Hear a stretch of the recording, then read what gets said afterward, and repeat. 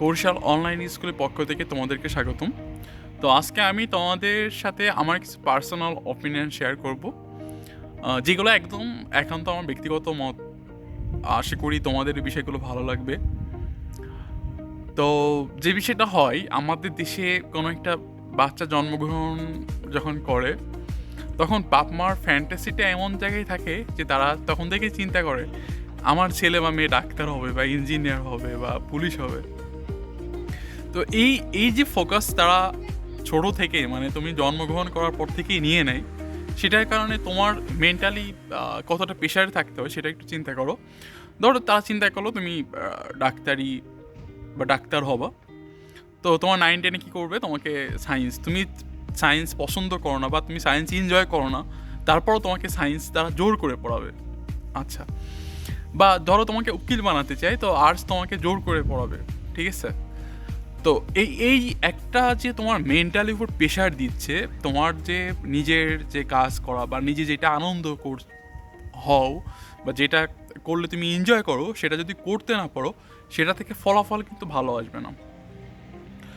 তো আমার ইউনিভার্সিটির স্যার একটা কথা বলছিল, সেই কথাটা এমন ছিল যে তুমি যদি কোনো কাজ এনজয় না করো, সেই কাজে তুমি অবশ্যই সাকসেস হতে পারবা।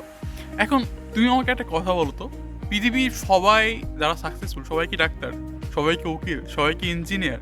পৃথিবীর সবচেয়ে যে ধনী ব্যক্তি, সে কি ডাক্তার না উকিল না ইঞ্জিনিয়ার? তাহলে ডাক্তার, উকিল, ইঞ্জিনিয়ার বাদেও কিন্তু মানুষ সাকসেসফুল হতে পারে। তুমি একটা কাজ এনজয়ই করো না, তুমি সায়েন্স পড়তে তোমার ভালোই লাগে না, তোমার ফ্যামিলি প্রেশার দিয়ে তোমাকে সায়েন্স নিয়েছে, আলটিমেটলি তো তুমি সায়েন্স থেকে কিছু করতে পারো না, কারণ তুমি সেই জিনিসটা এনজয় করছো না। তুমি কমার্স নিয়ে পড়ো, তুমি আর্টস নিয়ে পড়ো, তোমার যেইটা এনজয় হবে তোমাকে সেটা নিয়েই পড়তে হবে। ঠিক সেম ব্যাপারটা, ধরো তুমি খেলাধুলো অনেক পছন্দ করো বা খেলাধুলো অনেক ভালো পারো, ক্রিকেট বা ফুটবল, যে কোনো একটা সেক্টরে, বাবা মা কি বলবে, এই খেলাধুলো করে জীবন তুই নষ্ট করবি না। ভাই, কেন খেলাধুলো করে জীবন নষ্ট? 18 বছর 19 বছর বয়সে এমবাপ্পে তো বিশ্বকাপ জিতছে, তাই না? আমাদের দেশে এমবাপ্পে যদি হতো তাহলে কি হতো, ওকে ইন্টারমিডিয়েট পরীক্ষা দেওয়া লাগতো, তাই না? বিষয়টা একটা জোক টাইপের হলো, বিষয়টা এরকম। তো সেম জিনিসটা তুমি একটা জিনিস চিন্তা করো, সাকসেস হওয়ার জন্য তোমাকে খুব বেশি শিক্ষিত হতে হবে তা না। তুমি যদি কোনো একটা জিনিস এনজয় করো, সেটাতে তুমি সাকসেস হতে পারো। যেমন মুস্তাফিজুর রহমান, তাই না? সে কিন্তু খুব বেশি পড়াশুনো করছে তা কিন্তু না, তাই না? কিন্তু সে তার খেলাধুলার প্রতি তার ঝোঁক, তার ফ্যামিলি বা তার বড় ভাইয়ের সাপোর্টের জন্য কিন্তু সে একজন কি সাকসেসফুল একজন প্লেয়ার হয়েছে, তাই তো? সাকসেসফুল হতে হলে সবসময় ডাক্তার, ইঞ্জিনিয়ার, উকিল কেন হতে হবে? এই তিনটা প্রফেশন বাদে তো অন্য কিছু হওয়া যায়, তাই না? কেউ আঁকাকি করতে ভালোবাসে, তাই না? তো সে আঁকাকি করে সে ভালো একটা চিত্রশিল্পী হতে পারে, তাই না? জয়নুল আবেদিন হতে পারে, জয়নুল আবেদিন না হোক, এখনকার সময়ের জয়নুল আবেদিন সে হতে পারবে, তাই না? তাহলে তুমি যে জিনিসটা এনজয় করো, তুমি সেই জিনিসটা যদি লেগে থাকো, সেই জিনিসটার মাধ্যমে তোমার সাকসেস চলে আসবে।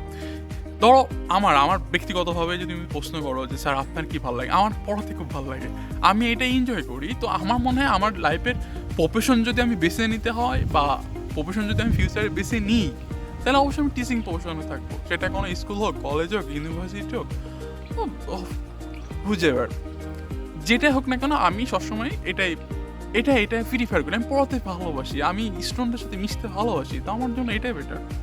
হ্যাঁ, কারোর স্বপ্ন থাকতে পারে আর্মি হওয়ার, কারোর স্বপ্ন হতে পারে অন্য প্রফেশনে যাওয়ার। কেন তোমার ফ্যামিলি তোমাকে ডিসাইড করে দেবে তোকে ডাক্তারই হইতে হবে, তোকে ইঞ্জিনিয়ারই হইতে হবে, তোকে উকিলই হতে হবে? এটা বাদেও তো লাইফে অন্য কিছু হওয়া যায়, তাই না? অন্য সেক্টরে যাওয়া যায়। তো আমি এটাই তোমাদেরকে বলবো, তোমরা যেইটা তোমাদের ভালো লাগে তোমরা ঠিক সেইটা খুব মনোযোগ সহকারে করো, দেখবা সেই সেক্টরে তুমি কিন্তু সাকসেসফুল হবে। আর সাকসেসফুল হওয়ার জন্য তোমাকে নির্দিষ্ট সেক্টরেই যে সাকসেসফুল হওয়া লাগবে এরকম কিন্তু কোনো কথা না, তুমি যে কোনো সেক্টরেও কিন্তু কি সাকসেসফুল হতে পারো। আচ্ছা, এখন একটা ছোটো ভাই একটা কথা মনে আছে, আজাদ শেখ, সে একটা কথা বলেছিল, ভাই একটা চালা কিন্তু সাকসেসফুল হতে পারে। আমি বললাম চালা কীভাবে সাকসেসফুল? বলছে ধরেন আপনি বরিশাল শহরে আছেন, এখানে 100টা চার দোকান আছে, হ্যাঁ? তো এর মধ্যে একটা দোকানের চা, মন্টু মামার চা, সেটা খুবই বিখ্যাত, তাহলে ওই লোকটা কিন্তু সাকসেসফুল। কেন? কারণ এই 99টা ব্যক্তির মধ্যে সে কিন্তু বেস্ট, তাই না? তো সাকসেসফুল মানে আমরা চিন্তা করি কি, হ্যাঁ ডাক্তার না হতে পারলে আমার লাইফে আমি সাকসেসফুল না, হ্যাঁ আমার কোটি টাকা না থাকলে আমি সাকসেসফুল না, আমি ইঞ্জিনিয়ার না থাকলে না। সাকসেসফুল বিষয়টা হচ্ছে কি, তুমি তোমার সেক্টরে বেস্ট, তুমি যে সেক্টরে থাকো তুমি সেই সেক্টরে বেস্ট, এটাই কিন্তু তুমি সাকসেসফুল, ঠিক আছে? তোমাকে নির্দিষ্ট টাকা ইনকাম করে সাকসেসফুল হতে হবে, তোমাকে নির্দিষ্ট একটা প্রফেশনে জয়েন করে সাকসেসফুল হতে হবে, এটার কোনো ভিত্তি নেই বা এটার কোনো মানে হয় না। তুমি দেখো ইউরোপে কিন্তু একটা ছেলেকে 17 বছর পরে তার বাবা মা বলে তুমি চুজ করে নাও তুমি কি হতে যাও, তো এরা খুব সুন্দর করে কিন্তু কি করছে, কোনো রেস্টুরেন্টে জব করছে, যে কোনো জব করছে, তারা তারা এটা মনে করছে না যে আমার বাবা এত বড় লোক, আমি এই কাজ করছি, আমার বাবা কোটিপতি শিল্পপতি, আমি এই কাজ করছি না, তার বাপ মাই বলছে তুমি কিছু করো, তোমার যেটা ভালো লাগে তুমি সেটা করো।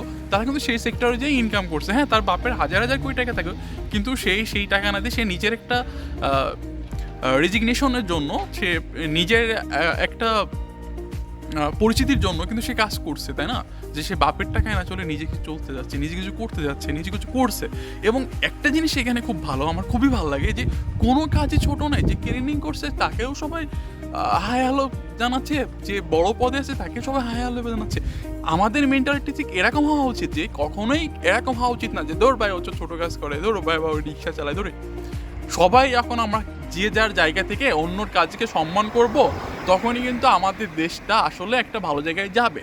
আর যতদিন এই ভেদাভেদটা থাকবে, যে ডাক্তার না হলে লাইফে সাকসেসফুল হওয়া যাবে না, ভাই ও ডাক্তার মানে ওই সাকসেসফুল, আর কেউ হতে পারবে না, এই যে ভেদাভেদ আমাদের সমাজের বা আমাদের মেন্টালিটি, আমাদের ফ্যামিলি মেন্টালিটি, আমাদের বাবা মা প্যারেন্টসের মেন্টালিটি, এই মেন্টালিটি থেকে যদি বের হয়ে না আসা যায়, তাহলেই কিন্তু আমাদের দেশটাকে একটা সাকসেসফুল জায়গায় বা আমাদের দেশটা একটা উন্নতির জায়গায় আসলে নিয়ে যাওয়া সম্ভব না।